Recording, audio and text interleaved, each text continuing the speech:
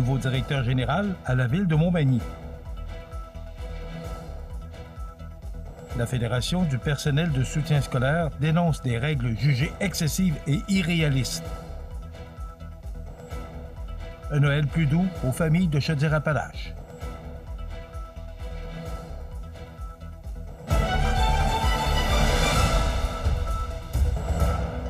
Mercredi 17 décembre 2025. Bonjour mesdames et messieurs et bienvenue à votre bulletin d'actualité sur le réseau de télévision CMA TV. La ville de Montmagny a officialisé la nomination de Jean-François Comeau à titre de nouveau directeur général, une décision entérinée lors d'une séance publique extraordinaire du conseil municipal tenue le 15 décembre dernier. L'entrée en fonction est prévue pour le mois de février à la suite d'un processus de sélection qualifié de long et rigoureux par l'administration municipale. Au terme de ce processus, qui a attiré une vingtaine de candidatures, 5 personnes ont été retenues pour des entrevues finales. Les démarches ont été menées conjointement par des membres de l'équipe de direction, des élus municipaux, ainsi qu'une firme spécialisée en recrutement. C'est finalement le profil de M. Comeau qui a su faire l'unanimité. Actuel directeur général de la municipalité de Saint-Charles-de-Bellechasse depuis près de 10 ans, Jean-François Comeau possède une solide expérience du milieu municipal et une connaissance approfondie des réalités auxquelles font face les villes et municipalités d'aujourd'hui. Il est reconnu pour sa vision stratégique, son leadership axé sur l'humain, sa rigueur en matière de gestion budgétaire, ainsi que sa capacité à mobiliser les équipes et les partenaires. La mairesse de Montmagny, Gabrielle Brisebois, voit en lui l'homme de la situation pour relever les défis à venir. Elle souligne notamment son bagage municipal et son expérience au sein d'organisations régionales, travaillant en étroite collaboration avec différents ministères, des atouts jugés essentiels pour assurer le développement et la bonne gouvernance de la ville.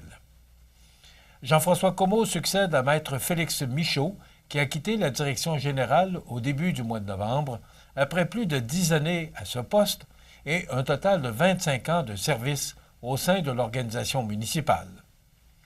Afin d'assurer une transition harmonieuse, le nouveau directeur général pourra compter sur l'appui de la directrice générale adjointe, Marie-Philippe Coulombe.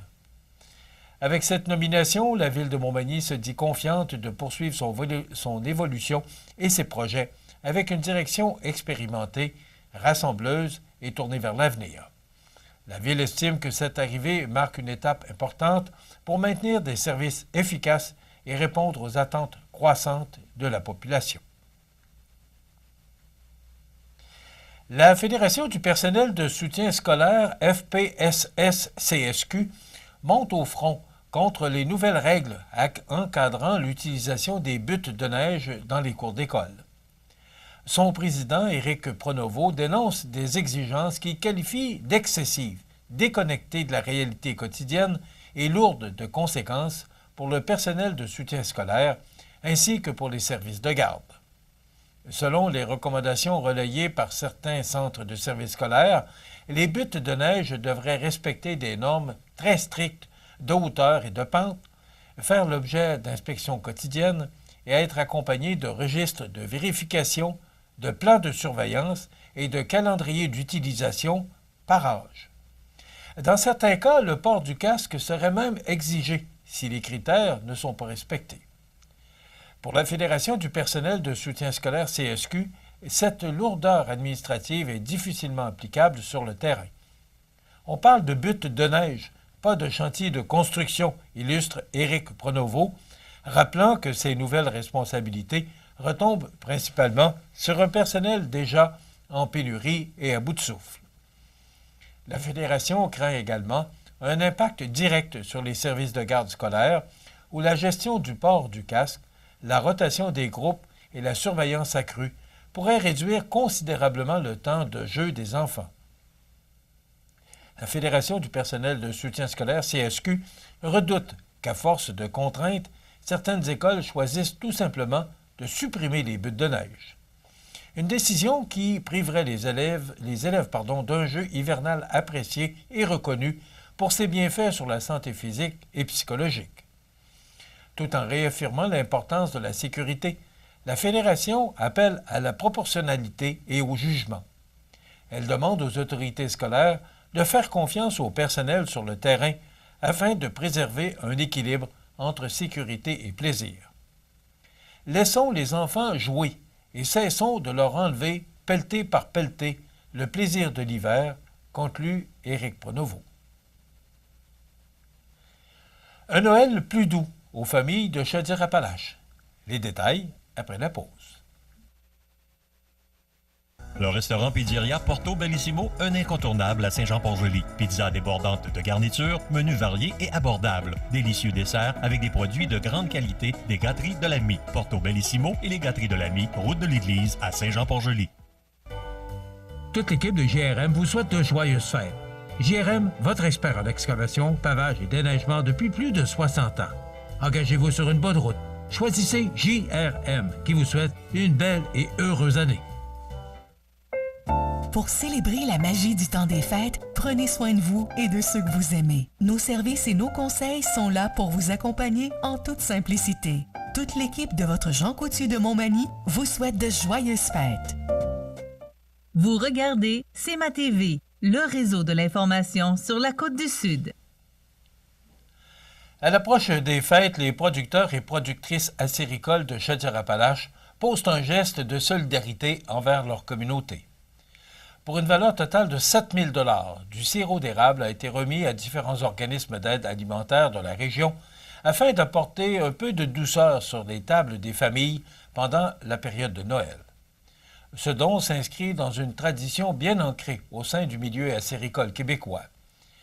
Les producteurs souhaitent ainsi partager le fruit de leur travail avec les personnes qui en ont le plus besoin. Le président des producteurs et productrices acéricoles des Appalaches Beauce-Lotbinière, Vincent Boutin, souligne l'importance de redonner à la collectivité et remercie les partenaires régionaux qui contribuent à la distribution du sirop d'érable auprès des familles bénéficiaires. Ce geste local s'ajoute à une initiative d'envergure provinciale. Les producteurs et productrices acéricoles du Québec ont également offert 19 840 bouteilles de sirop d'érable aux banques alimentaires du Québec pour une valeur estimée à 75 000 $. Une partie de cette aide sera aussi distribuée dans différentes régions, dont Chaudière-Appalaches, renforçant l'impact de cette mobilisation du temps des fêtes. Au-delà de ce don ponctuel, les producteurs de la région rappellent leur engagement constant envers la communauté. Chaque année, plusieurs milliers de dollars sont remis sous forme de dons et de commandites afin de promouvoir l'érable et ses produits. Les producteurs et productrices acéricoles du Québec représentent plus de 13 500 acériculteurs et plus de 8 400 entreprises. Le Québec demeure un leader mondial, assurant une part de la production mondiale de sirop d'érable exporté dans plus de 70 pays.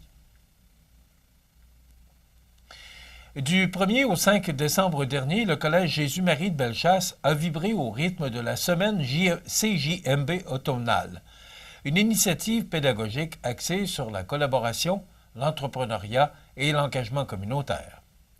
Pendant 5 jours, les élèves ont participé à une variété d'activités concrètes leur permettant de développer leur autonomie, leur sens des responsabilités et leur ouverture sur le monde des affaires et de la collectivité.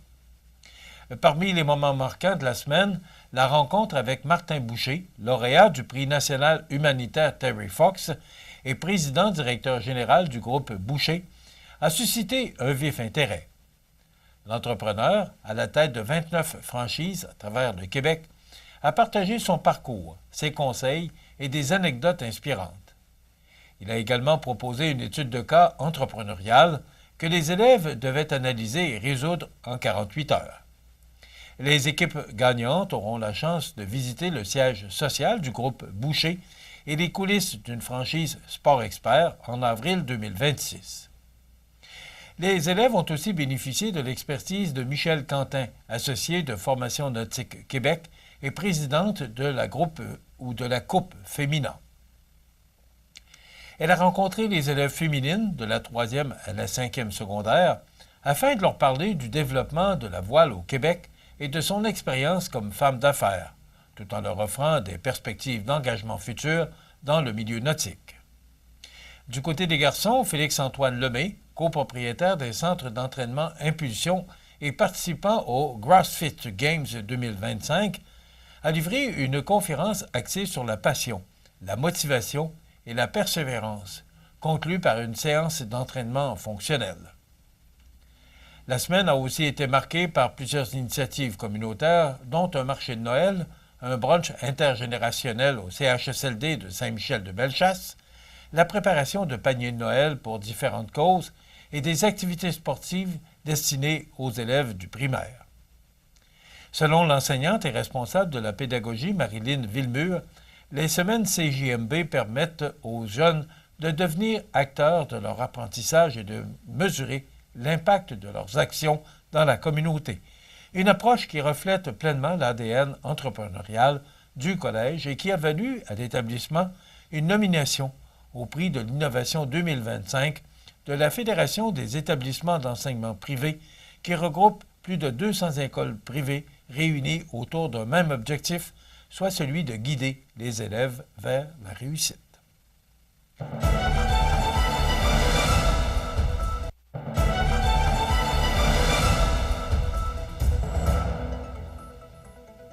Au sport, l'école secondaire Louis-Jacques Cazot a été le théâtre d'une fin de semaine mémorable les 6 et 7 décembre dernier, alors qu'elle accueillait une compétition provinciale de gymnastique qui a rassemblé des athlètes provenant des 4 coins du Québec.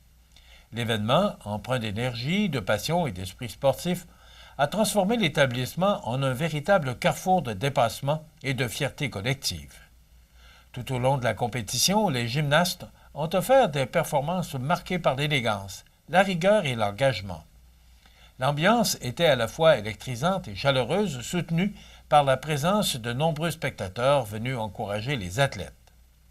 Cette première Coupe Québec de la saison a permis de mettre en lumière le talent et la détermination d'une relève sportive prometteuse, tout en rappelant l'importance du sport dans la vie communautaire. Parmi les athlètes en action, 3 gymnastes du club Mani Gym se sont particulièrement démarqués. Pour sa toute première expérience à un niveau provincial, la jeune Daphné Cloutier a livré une performance remarquable dans la catégorie N-Intro 11 ans. Elle a notamment obtenu une 8e position au bar asymétrique et s'est classée 19e sur 30 gymnastes au total, faisant preuve d'un calme et d'une maturité impressionnante pour une débutante. Dans la catégorie N7, 15 ans et plus, Zoé Caron a atteint les objectifs qu'elle s'était fixés pour ce début de saison. Elle a pris le 7e rang à la poutre et le 15e sur un total de 59 gymnastes grâce à une prestation solide et constante à l'ensemble des appareils. De son côté, Annabelle Caron a su captiver par des performances puissantes et dynamiques, fidèles à son style, contribuant au rayonnement du club Mani Gym lors de cette compétition provinciale. Les organisateurs ont tenu à souligner l'apport essentiel des bénévoles dont l'engagement et la générosité ont permis le bon déroulement de l'événement. Enfin, dans la Ligue junior 2H des Rappalaches, le Caron Industrie de Montmagny a subi la défaite face au Lévis Honda par la marque de 4-2 dimanche après-midi à l'Aréna de Montmagny.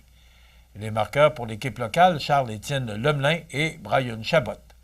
Prochaine rencontre vendredi soir, 19 décembre, 20h20, du côté de Lévis et dimanche, 17h, face au V-Boutin de Plessisville à l'Aréna de Montmagny.